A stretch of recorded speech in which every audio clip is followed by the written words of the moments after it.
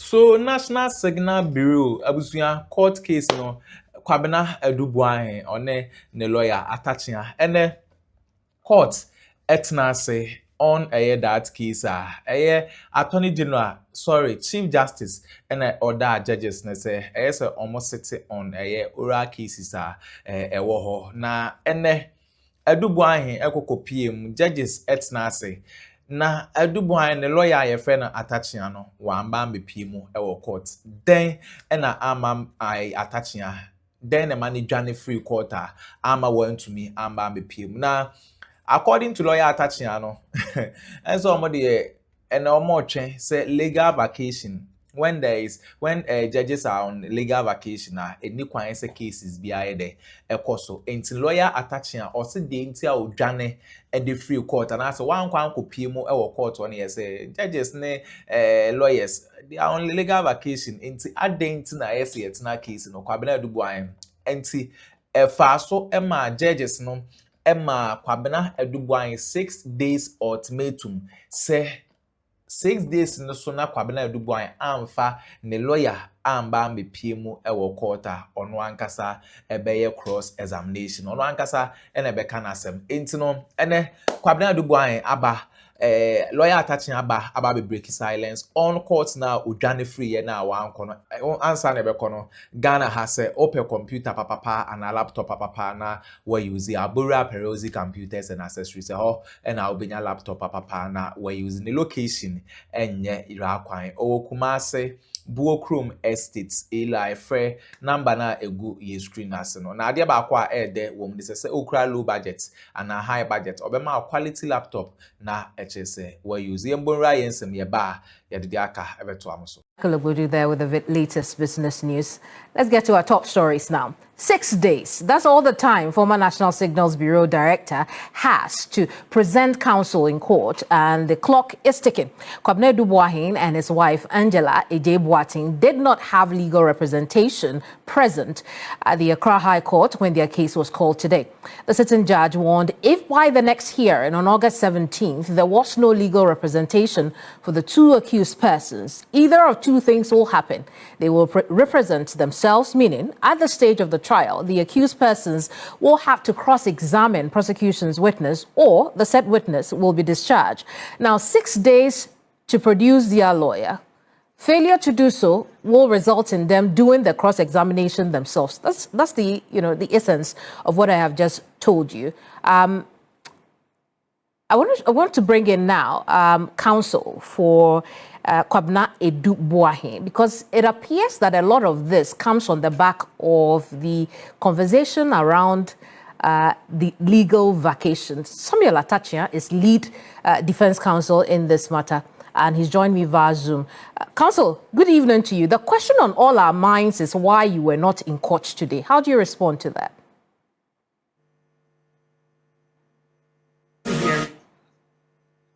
Counsel, you have to unmute so we can hear you.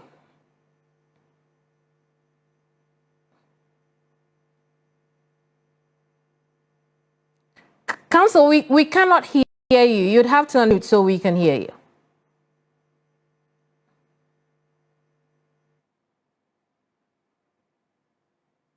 Oh, it seems as though technology won't allow us have that conversation, but we have lead defense counsel in this matter, Samuel Akyea, over Zoom, and the plan is to answer the questions on all of our minds as to why he wasn't in court today to represent Kwabena Addo Boahen. Counsel, I'll try again. How do you respond to that question as to why you were not in court today? Yes, we are in the legal vacation, madam, and if you pay regard to the history of legal vacations, it is very obvious that they are not intended for substantial cases before the court, like part-head criminal cases. They are intended that the lawyers will rest, and where there are emergencies, some consequential motions that should have the attention of the judiciary, the vacation judge will sit and listen to the motions. Now it's even become virtual, that you can sit in the comfort of your law firm and move your motion for the judge to determine one way or the other. So we do not understand why, in the name of expedited trials and ambulance trials, some special court should sit to deal with some special cases, probably to achieve some special ends. We don't understand it. And we wouldn't lend our support to what we see as a complete aberration of the known practice of the courts. That during legal vacations, the lawyers rest. And that is why there are mass of murder cases before the court, rape cases, I see. Manslaughter cases, stealing. They are all criminal cases. So, counsel, just so I and understand the judges you, who are conducting these cases are resting, and so are the lawyers. So this selective, arrangement at the instance of the CJ leaves much to be desired, and that discretion, we might want to question it. So just so I understand, you're saying that your absence today is in defiance of the CJ's orders, that certain cases should be heard during the legal vacation, correct? Certainly, that is what it is. I see. I have the Deputy Attorney General here who has written that, look, the legal vacation is not for lawyers. The legal vacation is actually judges' vacation and not for you lawyers. And no lawyer should be telling the Chief Justice that they need to rest. And so some cases should not be called when the Chief Justice chooses otherwise. Dr. Justice Shremsai, how do you respond to what you have heard from lead defense counsel on the Boahen case when he says that I wasn't in court today because it's legal vacation and I should be resting? Thank you very much. The question is not whether counsel is tired or not. If courts were run based on the tiredness of individual lawyers, you can imagine what would happen in a democracy. So whether counsel is tired or not, no one can take that away from him. The issue is whether a court proceeding should continue simply because counsel says he's tired. And that is where we are of the view that the tiredness of counsel or counsel's private circumstances need not determine whether a case will be heard in court or not. Now, secondly, there are situations where lawyers may have genuine reasons why they cannot come to court. And it may even be true that tiredness may be one of such reasons. But the solution to that problem is not to say and sit in your office and say that you will not attend court because of legal vacation. If a counsel has a problem or is tired, what counsel needs to do as far as the professional law practice is concerned is to appear before the judge and make a case for an adjournment based on his circumstances. Then the judge will consider your plea, and judges have always done that, whether in term time or in vacation. Judges always consider counsel's circumstances in adjourning cases. And I can say on authority that I'm in a couple of cases with my good friend who is the defense lawyer here, Lawyer Atta, where adjournment has been given, where proceedings have been cut short because of his personal circumstances, where he needed to attend meetings, where he needed to attend to family reasons, adjournment has been secured. So to create the impression that it is because he's tired that he doesn't want to come to court would be a wrong way to look at the issue. Now, secondly, counsel, I understand him to be saying that it is only his case or some specific few cases that are scheduled to be heard in the vacation. That is completely false. And you see, that is a deliberate twist of the facts to create an impression that a system has been set up to persecute some particular individuals. The practice of having cases heard during legal vacation is as old as the judiciary itself. It begins from England, and now we practice it in Ghana. It is something that we've always done. And if you follow what conversation is going on, there is evidence that judges from 2011, for instance, Chief Justice Theodore Georgina Wood has actually asked commercial court to sit throughout the vacation. There are instances where the previous Chief Justice, so it is a normal thing. The impression being created that some persons are targeted is completely false, in the sense that, you see, there are a number of vacation judges. Oral cases are not before only these judges. There are oral cases in other courts. Those courts, the judges in those courts are not appointed as legal, vacation judges. Therefore, those cases are suspended because the judges are not. And in respect of these judges, they do not only do oral cases, they conduct other cases, like he's mentioning. Some of them conduct robbery, rape, and other cases, and those cases too are ongoing. So Doug, just to get the point straight, what you are telling us now is that the legal vacation is not being used to hear only high-profile cases. At all. So there are regular cases being heard in certain courts, not interlocutory, but substantially. Precisely. Okay, right. Yeah. And then it takes me back to the defense counsel in the matter of Addo Boahen in court. Counsel, you left your client in a bit of a pickle when you decided that you will not go to court today. What we are learning is that you could have gone to court and then put in a plea with the judge that you needed that needed to be accommodated before then leaving the case. Why wasn't that an option for you? Because I have petitioned the CJ. The decency of engagement is that it's the CJ that gives the warrant to the judge to continue with the case. So the judge should have stayed in hands and to hear what the CJ will say. That's the decency of everything. You see, so the judge cannot say, okay, I've not heard from the CJ, although it's petitioned from the CJ, but I'm giving you next week, come and do your own case. Please, we should stop this kind of, engagements so that people will turn around and say somebody is showing disrespect to the judge or whatever. Perhaps so who gave the warrant? The CJ. The lawyers have petitioned against the warrants issued by the CJ. Shouldn't we say that let's abide the outcome of the determination of our petition to the CJ and the case should continue? So how can a lay person cross-examine a witness, the prosecution witness? It's such a critical case. How is that going to be done? Are you not subverting his right to counsel? And when counsel how is that subversion of right to counsel when it's you that did not show up in court? You see, sometimes I love to scorn when people believe that lawyers do not have the right to challenge what authorities say. I am not running away from the court. There's an aberration I'm fighting. I do not see how some cases are not slated. The Honorable Ramsay was even given an impression that there are cases that they are doing part heads. You should name the cases. Aside these special ones, that the judges are ready to do part head cases.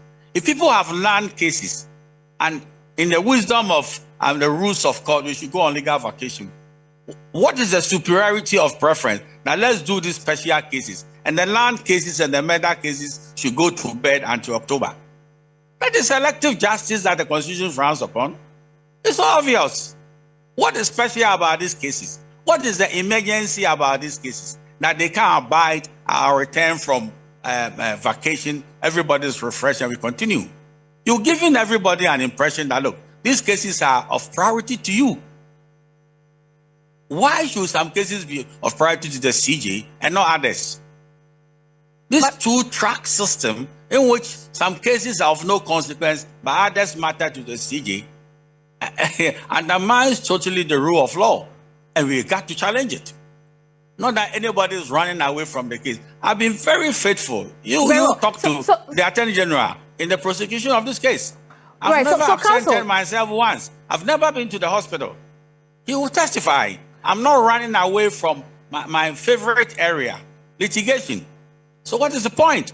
But what is the emergency about this? They can't explain. We'll have Doug look at that. But before we go to him, I will not violate the traditions of the practice that we are clear that we should rest, but we are giving oxygen to a special arrangement in which some people who have been arraigned before the court, not on interlocutory matters. You rightly said it, but on full trials that are continuing. It's unfortunate. Let's go back to, Doug, on the matter of urgency of the cases, because besides you making the assertion that this is selective justice, because you do not believe that regular cases are being heard substantively, The AG has said that is not the case. You're also raising the matter of what is the urgency about these particular high-profile cases that need to be heard during the legal vacation. Doug, what's your response to that? Yeah, thank you very much. It is unfortunate that even after I have informed counsel and assuming that he didn't know that there is no special treatment for these cases, other cases in these vacation courts are being tried and heard. He still goes on to insist that, to say the thing that he has no knowledge of, which is also not true. So clearly, I am convinced that the purpose of these issues, the purpose of doing what counsel has done is not genuine. It is to perhaps just use this to achieve other purposes. For example, one of the things that we learn in law school, okay, as ethical, is that a lawyer, when you are representing a client, should not avoid the courtroom and use other means to delay court processes. But that's what is happening. Look at what the situation is. There is a date for hearing. It was determined you were in court when the date was agreed.